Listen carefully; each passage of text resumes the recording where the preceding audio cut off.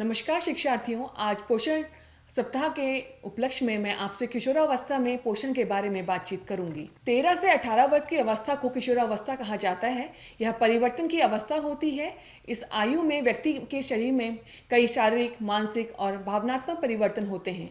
इस अवस्था में शारीरिक वृद्धि की गति अत्यंत तीव्र होती है। किशोरावस्था के दौरान अनेक प्रकार के परिवर्तन होते हैं, जैसे कि शारीरिक परिवर्तन, मानसिक परिवर्तन, कल्पना प्रचुरता की अवस्था, भावनात्मक अस्थिरता, किशोरिक लैंगिकता। सबसे पहले हम बातचीत करते हैं शारीरिक परिवर्तन की। इस अवस्था में मांसपेशियों तथा हड्डियों का आकार, एक कार्य करने की क्षमता बढ़ जाती है। किशोरावस्था वृद्धि स्फुरण की अवस्था है, जिसके दौरान हृदय, फेफड़े, आमाशय, गुर्दे अपने पूर्ण आकार एवं क्रियाशीलता के स्तर पर पहुंच जाते हैं।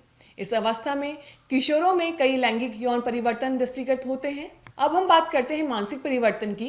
किशोरावस्था में शारीरिक विकास के साथ मानसिक विकास भी अपने चरम पर होता है। किशोर इस अवस्था में अपने निर्णय स्वयं लेना पसंद करते हैं तथा किसी का दखल नहीं पसंद करते। उन पर अपने साथियों का अत्यधिक प्रभाव होता है। उनके सभी निर्णय तथा भोजन संबंधी सभी आदतें साथियों से प्रभावित होती हैं। किशोरावस्था के मानसिक विकास का एक मुख्य लक्षण है मानसिक स्वतंत्रता। अब हम बातचीत करते हैं कल्पना प्रचुरता की अवस्था। किशोर वास्तविक जगत में रहते हुए भी कल्पना के संसार में विचरण करता है। कल्पना के बाहुल्य के कारण उसमें दिन में भी स्वप्न देखने की प्रवृत्ति उत्पन्न हो जाती है। बालकों की अपेक्षा बालिकाओं में कल्पना शक्ति अधिक होती है। काल्पनिक संसार में वे उन सब बातों को साकार कर लेते हैं जो वास्तविक संसार में संभव नहीं होते हैं। इस कारण वे शांत और अंतर्मुखी हो जाते हैं। भावनात्मक अस्थिरता। हार्मोनल परिवर्तनों के कारण किशोरों में मिजाज परिवर्तन होता रहता है और अक्सर उनका स्वभाव बदल जाता है। वे बच्चों या वयस्कों की तुलना में अधिक तीव्र और व्यापक भावनाएं रखते हैं तथा इसी कारण वे अपनी समस्याओं को भी बढ़ाते हैं। भावनात्मक अस्थिरता भूख या असामान्य अथवा लंबी नींद का कारण भी बन सकती है। भावनात्मक रूप से अस्थिर किशोर के अवसादग्रस्त होने की संभावना भी अधिक होती है। जब हम बात करते हैं किशोर लैंगिकता, यह मानव विकास का एक चरण है जिसमें किशोर यौन भावनाओं का अनुभव करते हैं और उनका अन्वेषण करते हैं। तरुणावस्था की शुरुआत में लैंगिकता में रुचि तेज हो जाती है। किशोरों में यौन रुचि बहुत भिन्न हो सकती है, जो सांस्कृतिक मानदंडों, यौन शिक्षा, यौन अभिविन्यास और सामाजिक नियंत्रण से प्रभावित होती है। अब हम बातचीत करेंगे किशोरावस्था में पोषक तत्व की क्या मांग होती है। उनको कौन कौन से पोषक तत्व अधिक मात्रा में चाहिए और कौन से न्यूनतम मात्रा में, जिससे कि उनका विकास पूर्ण हो। सबसे पहले हम बातचीत करते हैं ऊर्जा की। किशोरावस्था में शारीरिक लंबाई, भार, क्रियाशीलता एवं आधारी चयापचय दर में वृद्धि होने के कारण ऊर्जा की मांग बढ़ जाती है।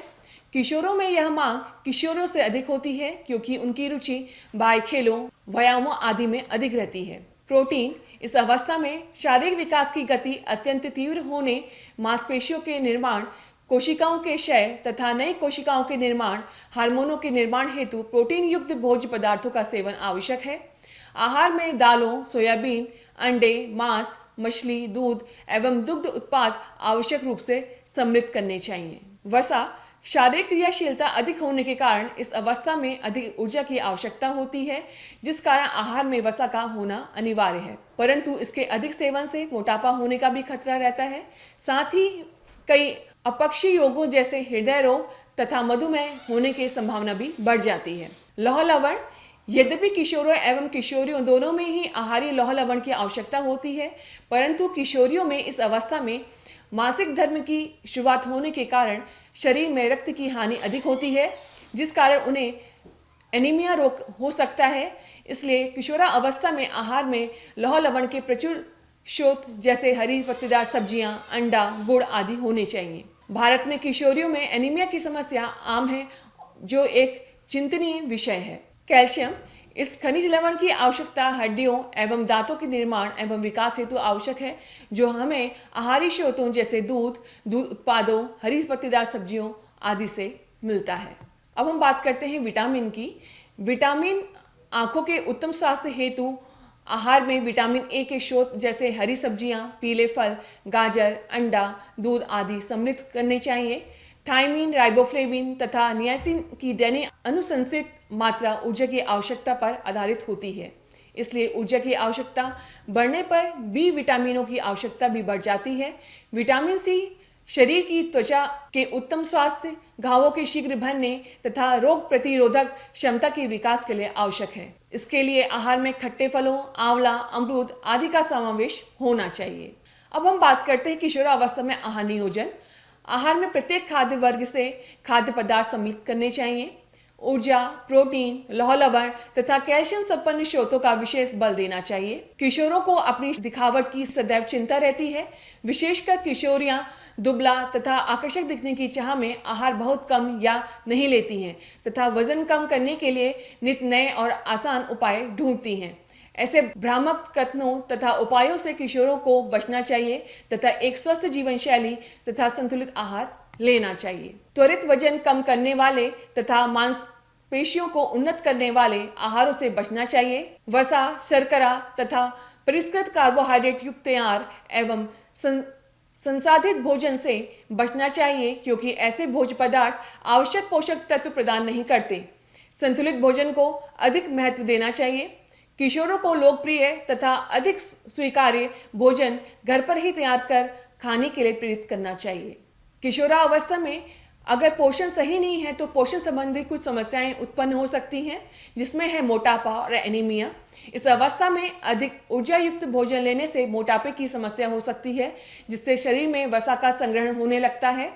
फलतः किशोर अन्य चयापचय समस्याओं से ग्रस्त हो सकता है। किशोरावस्था में विकसित मोटापा जीवन के आगामी वर्षों में हृदय रोगों, मधुमेह आदि का कारण भी बन सकता है। जब हम बात करते हैं एनीमिया, किशोरावस्था में मासिक धर्म की शुरुआत होने के कारण शरीर से हर माह रक्त विसर्जित होता है, जिससे रक्त अल्पता की समस्या हो सकती है। किशोरियां पतला दिखने की चाह में उचित पौष्टिक भोजन ग्रहण नहीं करती हैं, जिससे शरीर में कई पोषक तत्वों की कमी हो जाती है। अंत में मैं यह कहना चाहूँगी कि किशोरावस्था के दौरान हमें पोषक तत्वों का ध्यान देना चाहिए, क्योंकि इस समय हमारे शरीर में बहुत सारे परिवर्तन होते हैं और उन परिवर्तन के लिए हमें पोषक तत्वों की आवश्यकता होती है, जो कि हमें बैलेंस डाइट से, संतुलित आहार से ही मिल सकते हैं। अतः हमें पोषक तत्वों में ध्यान देना चाहिए। धन्यवाद।